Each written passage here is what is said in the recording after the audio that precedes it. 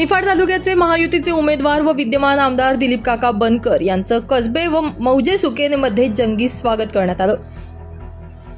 ठिकठिकाणी दिलीप काका बनकर यांचं महिलांनी औक्षण केलं।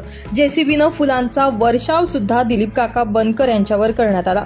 तसेच मौजे सुकेने ते स्वर्गवासी आमदार मालोजी काका मोगल यांच्या घरी जाऊन त्यांच्या फोटोचं दर्शन त्यांनी घेतलं आणि आशीर्वादही घेतले। त्यांच्या घरच्यांनी सुद्धा काका यांना पाठिंबा असल्याचं सांगितलंय।